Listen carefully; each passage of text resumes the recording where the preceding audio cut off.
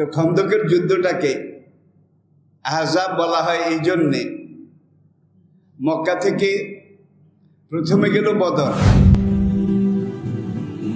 Islamic Voice. Follow Islam as your lifestyle.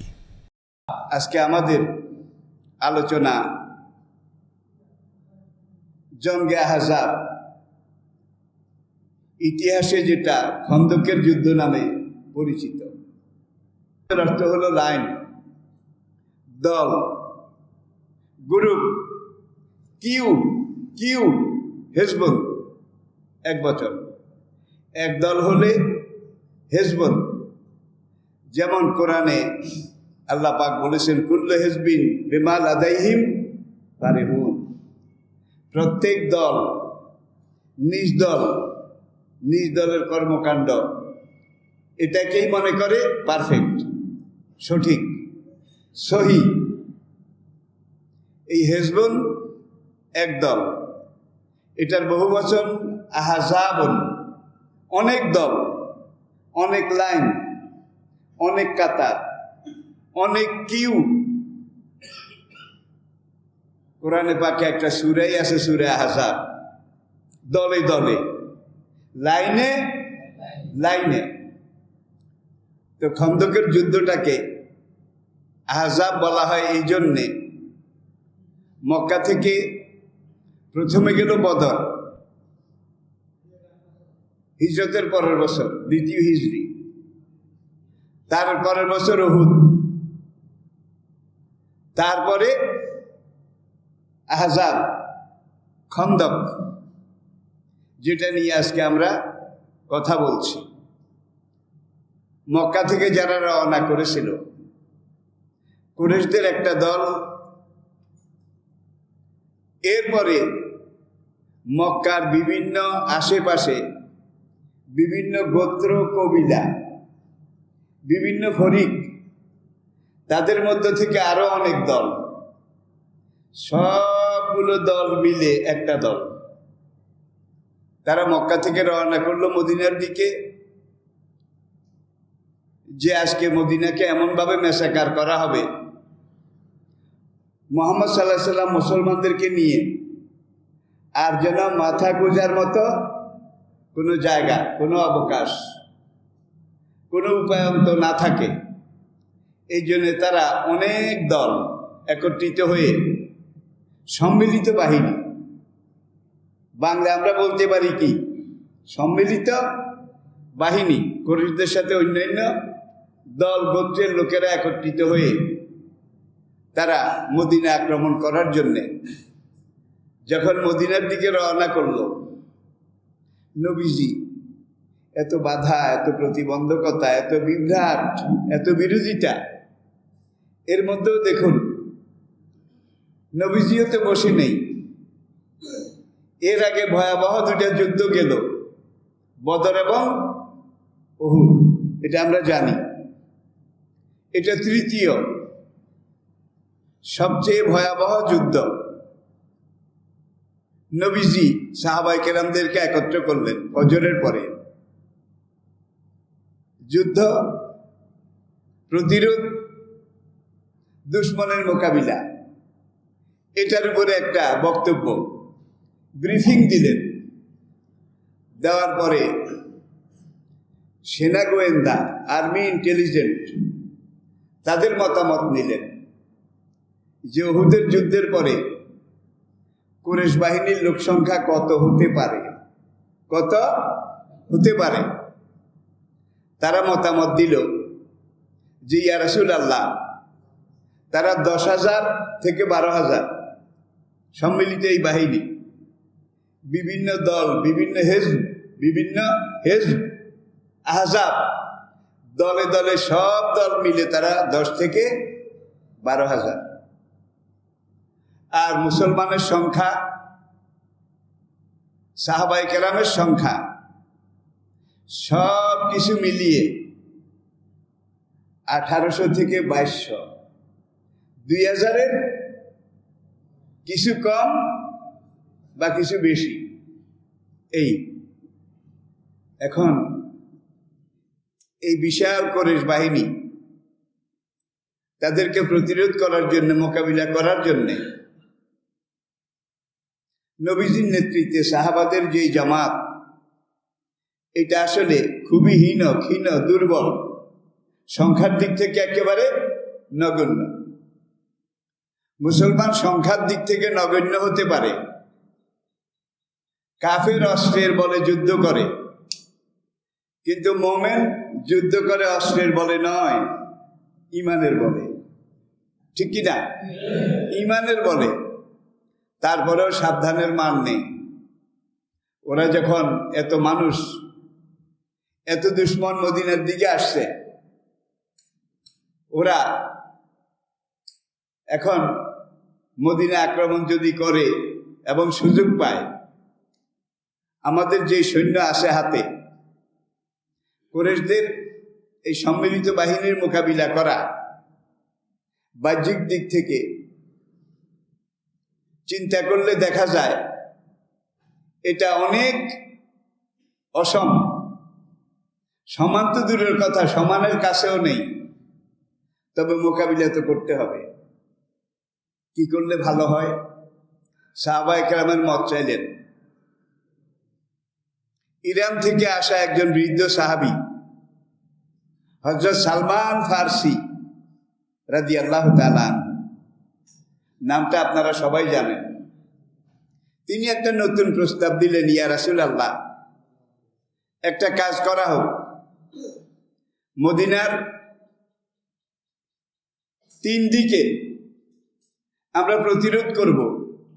একটা দিক যেখানে পাহাড়, টিলা টক্কর, দুশ্মনের প্রতিরোধ করতে অসুবিধা, এখানে আমরা একটা বাংকার, খন্দক, এটা যদি খুঁড়ে নেই, খন্দকটা এমন সাইজের হবে যে 5 হাত গভীর, 8 হাত প্রশস্ত।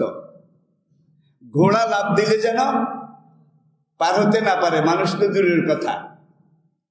এই বাংকারে, এই খালে, এই খন্দকে একবার পড়লে যেন উঠতে না পারে। সালমান রাদিয়াল্লাহু তাআলা আনহু বললেন, ইরানে এই ধরনের যুদ্ধ আমরা করেছি। জজিরাতুল আরবে কিন্তু এর আগে খন্দক এটা মানুষ জানতো না, চিনতও না। নবীজির খুব পছন্দ হলো সালমান রাদিয়াল্লাহু তাআলা আনহুর এই প্রস্তাব। তিনি মেনে নিলেন, ঠিক আছে। 18 জন করে গ্রুপ, 18 জন, এইভাবে গ্রুপ করা হলো 20টা। 20 18 কত? কি কত? দেখুন, এরা হলো ফ্রন্ট লেভেলে, সামনাসামনি দুশ্মনের মোকাবিলা করার মতো কমান্ডো বাহিনী। এদেরকে ভাগ করে দিলেন যে এক একজনে এক একটা 18 জনের গ্রুপ, এর দূর পর্যন্ত জায়গা, এই পাশ, এই গভীর, এইভাবে খন্দক খনন করবে। সিদ্ধান্তের পরে কাজ শুরু হলো। আল্লাহ নবী নিজেও সেখানে খন্দক খোঁজার কাজে, খন্দক খোঁড়ার কাজে লেগে গেলেন। বুখারীর কিতাবুল মাগাজিতে সহিহ সনদে উল্লেখ করা হয়েছে যে 5 জন সাহাবী 5 জন মিলে যেই পরিমাণ মাটি কাটে, নবী একা তার চাইতে বেশি মাটি কাটেন। সাহাবায়ে কেরামের কয়েকজন, আবু বকর রাদিয়াল্লাহু তাআলা আনহু সহ, নবীজির সারা শরীর, একদিকে ঘাম, আরেকদিকে মাটি, ধুলাবালি, ঘামে ভিজে কর্দমাক্ত হয়ে গেছে। আবু বকর রাদিয়াল্লাহু তাআলা আনহুর নেতৃত্বে 3 জন সাহাবা এসে আরজ করলেন, ইয়া রাসূলুল্লাহ, মাটি কাটার জন্য তো আমরা আছি, আমরা তো কাজ করেই যাচ্ছি। আপনার তো কত ব্যস্ততা, কত চিন্তা, কত রকমের পেরেশানি আপনার, আপনি একটু বিশ্রাম করেন। প্রিয় নবী রাগত স্বরে বললেন, তোমাদের চাইতে আমার শরীরে শক্তি কম নয়। আল্লাহু আকবার। তোমাদের চাইতে আমি মাটি কম কাটতে পারি না, বরং বেশি। কাটতে কাটতে বড় একটা পাথর, মক্কা মদিনার জমিনের নিচে কিন্তু অনেক পাথর, কালো রঙের একটা ভারী পাথর, এটা বের হলো। সাহাবায়ে কেরাম 4 জনে মিলে অনেক চেষ্টা করলেন এটাকে উপরে তুলে খন্দকের পাড়ে রাখার জন্য, কিন্তু তারা তুলতে পারেন না। নবীজি পার্শ্ব থেকে এগিয়ে আসলেন। তারা বললেন, ইয়া রাসূলুল্লাহ, পাথরটা বড়, আমরা তো তুলতে পারছি না। নবীজি কুড়াল দিয়ে একটা আঘাত করলেন, পাথরটা খান খান টুকরা টুকরা হয়ে গেল। নবীজি এত জোরে আঘাত করলেন, আগুন জ্বলে উঠল। যখন পাথরে আঘাত করার পরে আগুন জ্বলে উঠল, নবীজি মুস্কি হাসলেন। সাহাবায়ে কেরাম আরজ করলেন, ইয়া রাসূলুল্লাহ, পাথরে আপনি আঘাত করলেন, আগুন জ্বলে উঠল, আগুনের দিকে তাকিয়ে আপনি হাসলেন, কারণটা কি? নবী বললেন, ইয়া মাশারাল আসহাব বুশরা লাকুম, হে আমার সাহাবারা, তোমাদের জন্য সুসংবাদ। আমি যখন এই পাথরে আঘাত করেছি, আগুন জ্বলেছিল, এই আগুনের ভিতরে আমি রোম এবং পারস্যের রাজপ্রাসাদ এটা দেখতে পেয়েছি। আল্লাহু আকবার। এতে করে বোঝা যায় আগামী কয়েক বছরের ভিতরে জজিরাতুল আরব তো দূরের কথা, পার্শ্ববর্তী 2টা সুপার পাওয়ার, রোম এবং পারস্য, কায়সার এবং কেসরা, এই 2টা শক্তিধর দেশও ইসলামের আয়ত্তে চলে আসবে, ইসলামের অধীনে চলে আসবে। সাহাবাদের মধ্যে আবার কিছু মুনাফিক ছিল। মুনাফিক ছিলেন তো? কোরআনে সূরাও একটা আছে মুনাফিকুন। মুনাফিকেরা একটু দূরে গিয়ে একজন আরেকজনকে বলে, দেখ, কুরাইশদের ভয়ে নিজেরা গর্ত করে খাদে ঢুকছে, মুহাম্মদ কুরাইশদের ভয়ে নিজের লোকজন নিয়ে গর্তে ঢুকেছে, মানে খন্দকে, আর তার সঙ্গীদেরকে রোম এবং পারস্য এইটা বিজয় হওয়ার সুসংবাদ দেয়, মনেরে আতাই ধরায়। নোয়াখালীরা কি কয় এটারে? মনেরে আতাই ধরায়। মুনাফিকেরা এই ধরনের কথা কাজ আগেও করেছে, এখন বোধহয় করে না, বলে না। নবী বললেন, ওই আল্লাহর নামে শপথ করে বলছি, যার হাতে আমার জীবন, অচিরে অল্প কয়েক বছরের ভিতরে পুরো আরব জজিরা এটা তো আসবেই, পার্শ্ববর্তী রোম এবং পারস্য, এই 2টা সুপার পাওয়ারও ইসলামের আওত্তে চলে আসবে, ইসলামের অধীনে চলে আসবে। এটাকে কেউ ঠেকিয়ে রাখতে পারবে না। বলুন আলহামদুলিল্লাহ। এসেছিল নাকি আসেনি? খন্দক খোদা হচ্ছে। সাহাবায়ে কেরাম কারো পেটে রুটি নাই, ভাত নাই, খানা নাই, সবাই উপাস। অনেকের পেটে পাথর বাঁধা। কোন কোন বর্ণনা এসেছে নবীজির পেটে 2টা পাথর বাঁধা। এক সাহাবী এসে বললেন, ইয়া রাসূলুল্লাহ, আমি আজকে 2 দিন কিছু খাইনি। নবীজি বললেন, আমি 3 দিন কিছু খাইনি। মুসলমানরা মদিনায় হিজরত করে গিয়েছেন, মদিনার কিছু আনসার তারা আশ্রয় দিয়েছেন, শেল্টার দিয়েছেন, তারা কোরবানি করেছেন, অনেক ত্যাগ স্বীকার করেছেন, সহযোগিতা করেছেন, কিন্তু তোলা দুধে পোলা ভাসানো যায় না। কারণ মুসলমানরা মদিনায় আসার আগে পুরা মদিনার ব্যবসা বাণিজ্য, সামাজিক অবস্থার নেতৃত্ব সব কিছু ইহুদিদের হাতে ছিল। কাদের হাতে? ইহুদিদের হাতে ছিল। পুরা ব্যবসা ওদের হাতে, পুরো সমাজ ব্যবস্থা, সমাজ নিয়ন্ত্রণ ওদের হাতে। এখন মুসলমান অল্প কিছু, আওস এবং খাজরাজ, মদিনার এই 2টা কবিলা, তারা ইসলাম গ্রহণ করার পরে নবীকে দাওয়াত দিয়ে মক্কা থেকে নিয়ে আসলেন। যা 2টা উট ছিল, একটা ভাইকে দিলেন, আরেকটা নিজে রাখলেন। 2টা ছাগল ছিল, একটা নিজে রাখলেন, আরেক মুসলমান ভাইকে দিলেন। নবী একজন সাহাবাকে, একজন মুসলমানের দ্বীনি ভাই হিসাবে তাদের কাছে বুঝিয়ে দিলেন যে কোনো বাড়ি নাই, ঘর নাই, এই ভাই তোমার ঘরে থাকবে, তোমার পাশে থাকবে। আল্লাহু আকবার। এইভাবে তারা কোন রকম ছিন্নমূল এই অবস্থাতে আসেন। ইতিহাস অনেক দীর্ঘ। এই কঠিন পরিস্থিতিতে একজনে কিছু খেজুর হাদিয়া হিসাবে আনলেন, এক সাহাবী। নবী একটা খেজুরকে 2 ভাগ করলেন। 2 ভাগ করে অর্ধেক একজনকে দিলেন, বাকি অর্ধেক আরেকজনকে দিলেন, আরেকজনকে খেজুরের পিসিটা দিলেন। তাহলে একটা খেজুর কয় ভাগ? 3 ভাগ। যে এইটা মুখে রেখে তোমরা মাটি কাটো, তোমরা খন্দক খনন করো। কেউ 2 দিনের উপাস, কেউ 3 দিনের উপাস, খেজুর অর্ধেক। বুঝেন তো ব্যাপারটা কত কঠিন একটা অবস্থা। সময় এগিয়ে যাচ্ছে, খন্দক খোদা প্রায় শেষ হয়ে আসছে, কয়েকদিন এই কাজ। আর তখন মক্কা থেকে উষ্টারোহী, ঘোড়সাওয়ার, পদাতিক যারা আহজাব, বিভিন্ন কবিলা গোত্রের সম্মিলিত বাহিনী এসেছিল।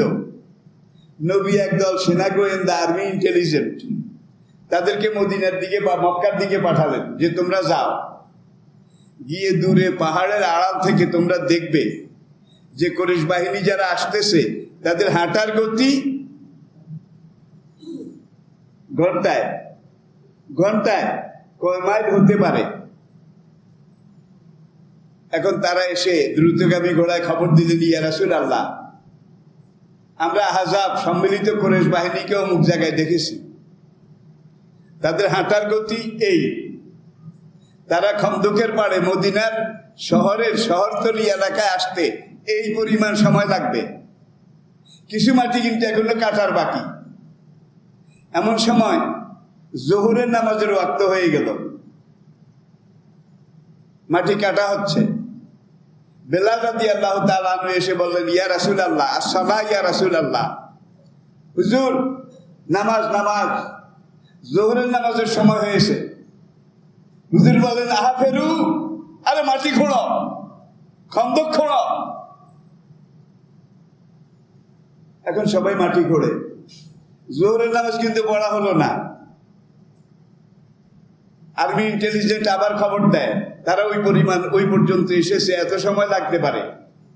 নবীজি আবার এখানে কি পরিমাণ মাটি কাটার বাকি আছে, এই মাটির সাথে আর মাটি কাটতে কি পরিমাণ সময় লাগতেছে, আর ওরা আসতে কি পরিমাণ সময় লাগবে, মেজারমেন্ট বুঝেন তো? মেজারমেন্ট, এটাকে নবীজি মেজারমেন্ট করেন যে এই মাটি কাটতে এত সময় লাগতে পারে, তাদের আসতে এই পরিমাণ সময় লাগতে পারে।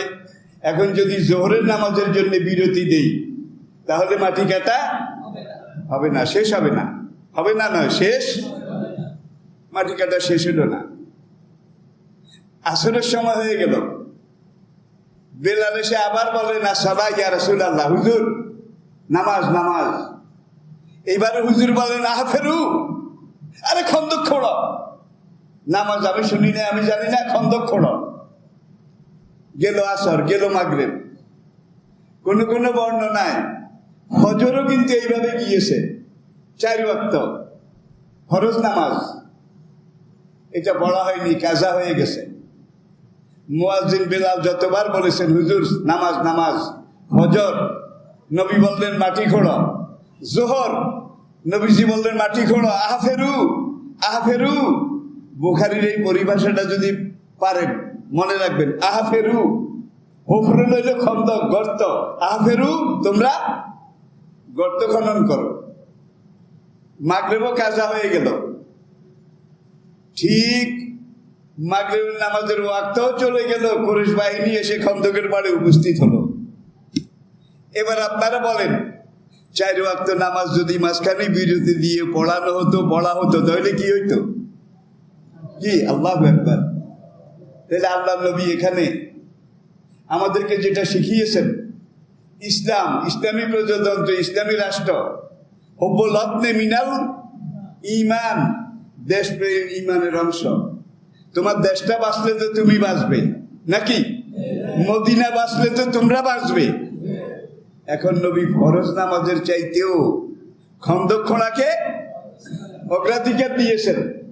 তাহলে বোঝা যায় সময়ের বিভিন্ন প্রকারে সময় পর্যায়ে ফরজ নামাজের চাইতেও জিহাদের গুরুত্ব কম। কম না বেশি? বেশি না অনেক বেশি? ভাই আজকাল তো জিহাদের নাম শুনলে জিহাদটাকে এমন ভাবে এমন রং দিয়েছে দাজ্জালরা বেঈমানরা, জিহাদ বললেই তারা মনে করে কি কল্লা কাটে আর মুসলমান বানায়, কল্লা কাটে আর মুসলমান বানায়, কল্লা কাটে আর মুসলমান বানায়। ভাই কল্লা কাটলে আর মুসলমান বানাবে কেমনে? কল্লা কাটলে তো কাম শেষ। এটা ইনশাআল্লাহ আরেকদিন হবে, ঠিক কিনা বলেন? আবু বকর রাদিয়াল্লাহু তাআলা আনহু, তারও সারা গায়ে মাটি, সমস্ত সাহাবায়ে কেরামের সারা গায়ে মাটি, সবাই ধুলায় মলিন, ঘরমাক্ত কর্দমাক্ত। তিনি এসে বললেন, ইয়া রাসূলুল্লাহ দাহু, ওগো আল্লাহর নবী, ওদেরকে বদদোয়া দেন, অভিশাপ দেন, যাদের কারণে আজকে আমাদের 4 ওয়াক্ত ফরজ নামাজ কাজা হয়ে গেছে, বদদোয়া দেন। নবী খন্দকে দাঁড়িয়ে হাত তুলে বললেন, রব্বে হেদে কাওমি, আল্লাহ তুমি আমার কওম মানে মক্কাওয়ালা, তাদেরকে হেদায়েত করো। আল্লাহ তুমি তাদেরকে হেদায়েত করো। ফাইন্নাহুম লা ইয়ালামুন, তারা বুঝতে পারেনি, তারা জানে না। তারা যদি জানতো তাহলে ইসলামকে এইভাবে প্রতিরোধ করতো না, প্রতিবন্ধকতা সৃষ্টি করতো না, বাধা দিত না। আল্লাহ তুমি তাদেরকে মাফ করো। বদরে হুজুর এই দোয়া করেছেন, খন্দকে, ওহুদে, হুনাইনে, তবুকে, প্রত্যেকটা জিহাদের ময়দানে হুজুর দোয়া করেছেন যে আল্লাহ যারা আজকে আমাকে প্রতিরোধ করতে এসেছে, আমার লোকদেরকে খতম করার জন্য এসেছে, আল্লাহ তুমি তাদেরকে হেদায়েত দান করো। এরা যদি ইসলাম গ্রহণ না করে তাহলে এদের পরবর্তী বংশ যারা আসবে তারাও তো ইসলাম গ্রহণ করবে। আর তোমার গজবে যদি আজকে এরা ধ্বংস হয়ে যায়, তুমি যদি এদেরকে এই কাফিরগুলাকে ধ্বংস করে দাও, আগামী দিনে আমি মুসলমান কোথায় পাবো? আল্লাহু আকবার। তাহলে তো তাদের জেনারেশন কলাপস হয়ে যাবে। খানা নাই, দানা নাই, শুধু খন্দক খোঁড়া, পরিশ্রম। ওইদিকে মুনাফিকেরা কুরাইশদের কিছু লোকের সাথে গোপনে যোগাযোগ করেছে, তাদের কাজই কিন্তু এইটা, মুসলমানদেরকে কিভাবে শেষ করা যায়। এই ধরনের মুনাফিক সকল যুগে ছিল, সকল নবীর জামানায়, সকল নবীর উম্মতের মধ্যে ছিল নাকি ছিল না? তাহলে যারা নবীর অনুসারী সব যুগে তারা মুমিন, আর যারা ইবলিসের অনুসারী সব যুগে তারা হয় কাফের নয় মুনাফিক, ঠিক কিনা বলেন? এখন হযরত জাবির ইবনে আব্দুল্লাহ রাদিয়াল্লাহু তাআলা আনহু, সাহাবায়ের নাম যখন বলবেন কানে আসবে শুনবেন, যে কোনো একজন সাহাবার নাম সঙ্গে সঙ্গে বলা ওয়াজিব, রাদিয়াল্লাহু আনহু। আল্লাহ পাক কোরআনে সাহাবায়ে কেরাম তাদের কথা উল্লেখ করে তারপরে আল্লাহ পাক ওহী নাযিল করেছেন, রাদিয়াল্লাহু আনহুম ওয়া রাদু আনহু। তাইলে সাহাবায়ে কেরামের নামের পরে রাদিয়াল্লাহু তাআলা আনহু, এটা পড়া ওয়াজিব। যদি পড়েন আপনার জীবনে বরকত হবে, আপনার কামাই রোজগারে বরকত হবে, আপনার নেকি এটার মধ্যে ইজাফা হবে, পরকালে আপনার নাজাত এটা ত্বরান্বিত হবে। পড়ুন আলহামদুলিল্লাহ। আমাদের নবীজির নাম যখন শুনবেন, হয়তো নিজে পড়বেন, নিজে বলবেন বা কাউকে বলতে শুনবেন, সঙ্গে সঙ্গে পড়া ওয়াজিব, সাল্লাল্লাহু আলাইহি ওয়াসাল্লাম। ইন্নাল্লাহা ওয়া মালাইকাতাহু ইউসাল্লুনা আলান নবী। আল্লাহ নিজে, আল্লাহ ফেরেশতারা নবীর উপরে দুরূদ পড়ে, সালাম পাঠায়। ইয়া আইয়ুহাল্লাযীনা আমানু সাল্লু আলাইহি ওয়া সাল্লিমু তাসলিমা। তাহলে আমাদের নবীজির নাম যখন আমরা শুনবো আমরা কি পড়বো? সাল্লাল্লাহু। এনসাইক্লোপিডিয়া ব্রিটানিকার মতো ইহুদি খ্রিস্টান প্রণীত যেই বিশ্বকোষ বিদ্বেষী ইতিহাসের ডায়েরি, তারা দেখেন কি লিখছে, as a religious teacher, as a founder, as a ruler, as a leader, as a commander, as a law giver, as a law maker, as a justice Mohammad. এরপরে তারা সামনে ব্র্যাকেটে লিখছে, peace be on him, Mohammad লিখে তারা সামনে লিখেছে piece be on হিম, এটা আরবি হলো সাল্লাল্লাহু, দেখেন ইহুদি খ্রিস্টানরা পর্যন্ত। আর এই যুগে এমন এমন নামের মুসলমান নামের ফাসেক আছে যারা নবীজি তার নাম নিয়ে কটাক্ষ করে, নবীজির কাম নিয়ে কটাক্ষ করে, নবীজির আচরণ নিয়ে কটাক্ষ করে, ঠিক কিনা বলেন? এমন আছে না নাই? প্রিয় দিনী ভাইয়েরা, জাবের এসে যখন দেখলেন হুজুরের সারা গায়ে মাটি, পেটে পাথর বাঁধা, পেটটায় পিঠের সাথে লেগে আছে, জাবেরের চোখ দিয়ে পানি পড়তে লাগলো। তিনি হুজুরের কাছে বললেন, ইয়া রাসূলুল্লাহ, দায়নি হুজুর, আমাকে কয়েকটা মিনিটের জন্য একটু বাড়িতে যাওয়ার অনুমতি দিবেন? হুজুর বললেন, কি দরকার? জাবের সংক্ষেপে বললেন, একটু আপনি অনুমতি দেন, একটু দরকার আছে। হুজুর অনুমতি দিলেন। সাহাবী জাবের, মানে জাবের ইবনে আব্দুল্লাহ, কি পড়বেন? রাদিয়াল্লাহু। আর আদম থেকে ঈসা পর্যন্ত আলাইহিস সালাম যে কোনো নবীর নাম যখন আপনি শুনবেন, আপনি পড়বেন, আপনি বলবেন, কাউকে বলতে শুনবেন, সঙ্গে সঙ্গে বলা ওয়াজিব আলাইহিস সালাম। আদম, নূহ, ইব্রাহিম, ইসমাইল, মুসা, ঈসা। আপনি আলাইহিস সালাম পড়লে তাদের লাভ হবে না আপনার লাভ হবে? তাদের লাভ হবে না আপনার না লাভ হবে? আই রিপিট, দেখুন, সালামুন আলা নূহিন ফিল আলামিন, সালামুন আলা ইব্রাহিম, সালামুন আলা মুসা ও হারুন।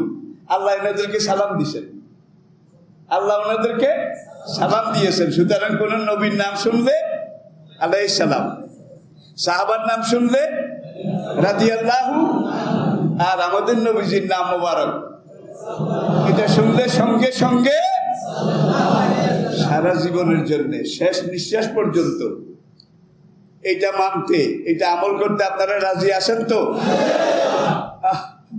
সাহাবী জাবের রাদিয়াল্লাহু তাআলা আনহু কাঁদতে কাঁদতে ঘরে গেলেন। সবাই তো রিক্ত, নিশ্চয় আসলে কারো কিছু নাই। গিয়ে বিবিকে জিজ্ঞাসা করলেন, আজকে 3 দিন নবী কিছু খাননি, নবী উপাস, নবীর সারা শরীর কর্দমাক্ত, মাটি খুঁড়তে খুঁড়তে নবী হয়রান পেরেশান, বিবি ঘরে খাওয়ার মতো কি আছে?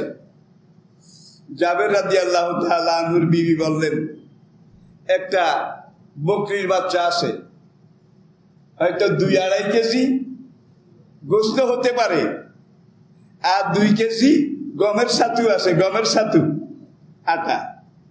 আটা গমের ছাতু আছে। তো ওকে, আমার স্বামী, আপনি একটা কাজ করেন, নবীজিকে সবার সামনে বলবেন না, কারণ সবাই তো অনাহার, সবাই উপাস। আপনি নবীকে একটু সংগোপনে, একটু আলাদা করে কানে কানে কথাটা বলবেন, যেন অন্য কোনো সাহাবী না শোনে। কারণ আমাদের আছে 2 কেজি আটা আর 2 কেজি 2.5 কেজি, আটাটা মাপা আছে, ছাগলটা 2 থেকে 2.5 কেজি বাচ্চা। হয়তো নবীজি আর নবীজির সাথে আরো 2-3 জন, এই জন 4 বা 5 জন, আর আমরা তো আছি পরিবারের লোকজন। এর বেশি হলে কিন্তু খানা হবে না কারো। এই জন্য নবীকে আপনি একটু চুপে বলবেন, নবী নিজে সঙ্গে আরো 3-4 জন যা হয় তাদেরকে নিয়ে যেন আজকে এশার নামাজের পরে আমার বাড়িতে আসে। আমি নবীজিকে আর 3-4 জন সাহাবা, জাবেরের বোর রাদিয়াল্লাহু তাআলা আনহু, ইচ্ছা ছিল হাসান হোসেন, তারা তো না খেয়ে আসে, হাসান হোসেন তারা তো না খেয়ে আসে। এই জন্য জাবের বললেন, নবী নিজে, তার সাথে আরো 3 জন 4 জন, 2 জন 4 জন যা হয় আপনি চুপে দাওয়াতটা দিয়ে আসেন। জাবের গিয়ে নবীজির কানে কানে বললেন। সেই ফ্রন্টে খন্দকের কাজে তখন 1000 সাহাবা, তারা শুধু খন্দক খোঁড়েন। নবী বললেন, ইয়া মাশাআল আসহাব বুশরা লাকুম, হে আমার সাহাবারা, তোমাদের জন্য সুসংবাদ, আজকে রাতে এশার জামাতের পরে তোমাদের সবাইকে আমার সাহাবী জাবের তার বাড়িতে খানার দাওয়াত দিছে। আল্লাহু আকবার। জাবের কান্না শুরু করেছে, হাওয়া করে কাঁদতে, ইয়া রাসূলুল্লাহ, ইয়া হাবিবাল্লাহ, আমার ঘরে তো 5 জনের বেশি মানুষের খানা নাই, জোগাড় করারও কোনো ব্যবস্থা নাই। আপনি তো 1000 সাহাবাকে দাওয়াত দিয়ে ফেলেছেন, আমি করবোটা কি? হুজুর জাবেরকে বলেন, ইয়া বুনাইয়া, বাবা তুমি বাড়িতে যাও, বকরিটা জবাই করো, কেটে কুটে গোশতটা রান্না করে রাখো, বকরির গোশতটা রান্না করে, আর ওই আটাটাকে পানিতে গুলে খামির করে খামির করে এটাকে ঢাকনা দিয়ে রাখো, গোশতটা রান্না করে রাখো, আটাটা খামির করে রাখো। আমি যখন তোমার বাড়িতে যাব তখন একদিকে রুটি বানানো হবে, আরেকদিকে খানা দেওয়া হবে। জাবের বাড়িতে গিয়ে বউকে বললেন, এখন বউ কাঁদবে যে স্বামী নবীজি তো 1000 সাহাবাকে দাওয়াত দিছে। জাবের বললেন, হ্যাঁ নবী 1000 সাহাবাকে দাওয়াত দিয়েছেন, 1000 সাহাবা আসবে। জাবেরের বউ কান্দে, হবে ঠাকি, গোশতটা রান্না করো, নবী এইভাবে বলেছেন, ঢাকনা দাও। গোশতটা রান্না করে ঢাকনা দেয়া হলো, আটাটা খামির করে এটাকে ঢেকে রাখা হলো। নবীজি 1000 সাহাবা নিয়ে জাবের বাড়িতে আসতেন। মানুষ আর মানুষ, সবাই ক্ষুধার্ত, 1, 2, 3 দিনের উপাস, অনাহারি। নবী বললেন, তোমরা এই কয়জনের রুটি বানাও, এই কয়জনের রুটি সেকো। আর নবী নিজে বসে বসে ওই ঢাকটার নিচ থেকে ওই দলা দলা কাই, রুটির খামির, এটা প্রত্যেকের হাতে দেন, তারা রুটি বানায়। আবার তারপরে যারা তারা রুটি সেকে, আর তারপরে যারা তারা রুটি ওই যে সাহাবায়ে কেরাম লাইন দিয়ে বসেছে তাদেরকে খাদিম করে।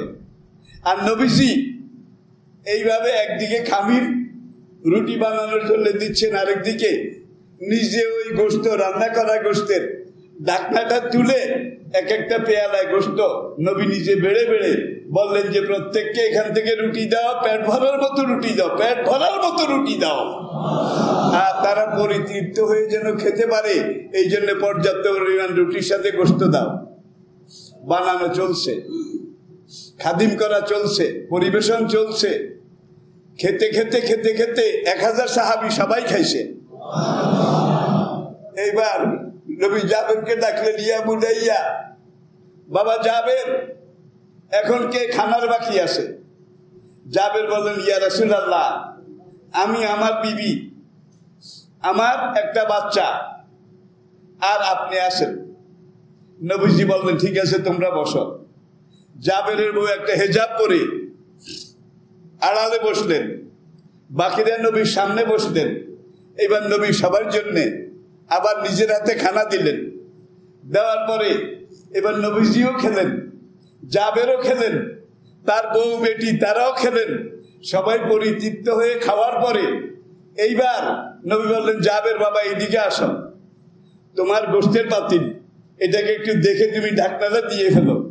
জাবের এসে গোশতের পাতিলের দিকে ঢাকনা তুলে এইভাবে তাকাইছে, তাকাইয়া আল্লাহর কসম, যতটুকুর গোশত আমি রান্না করেছিলাম 1000 মানুষ খাওয়ার পরে ওই পরিমাণ গোশত আমার ওই ভাতে হাঁড়িতে এখনো রয়ে গেছে।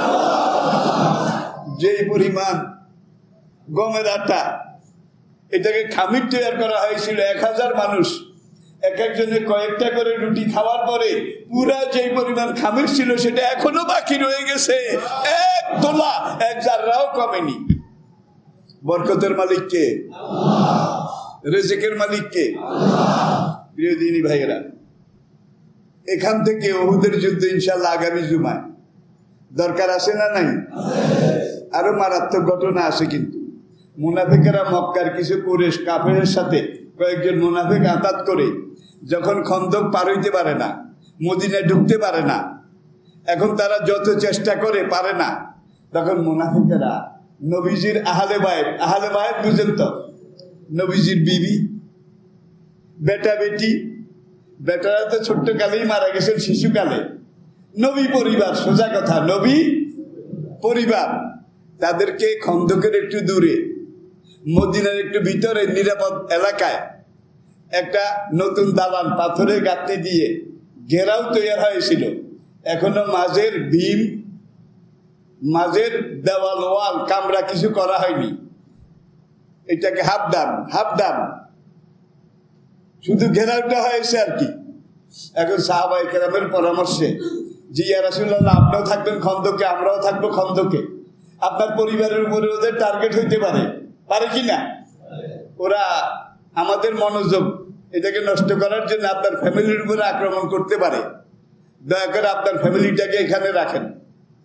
এখন নবীর পুরা ফ্যামিলি, আজওয়াজে মুতাহারাত, উম্মতের জননী যারা ছিলেন আর নবীর সন্তান মেয়ে যারা ছিলেন তাদেরকে ওখানে রেখে দরজায় একজন বুড়া সাহাবী হাসান বিন সাবিত রাদিয়াল্লাহু তাআলা আনহু, একবার বুড়া, এই বেলারে ওই ওহুদের খন্দকের ওখানে নিলে কোনো কাজ হবে না, মানে যুদ্ধ করতে পারবে না, প্রতিরোধ করতে পারবে না, নিজেরও বাঁচাইতে পারবে না। এখন হাসান বিন সাবিতকে ওই বাড়ির দরজার মধ্যে দারোয়ান একটা তলোয়ার হাতে দিয়ে গার্ড সিকিউরিটি নিযুক্ত করে নবীর পরিবারদেরকে ওখানে রাখা হলো। হাসান যেন না দেখে, গেটটা এইদিকে, মুনাফিকেরা কয়েকজন কাফেরকে নিয়ে ওইখান দিয়ে মই লাগাইছে, বুঝেন তো, মই লাগাইছে। কি করবে?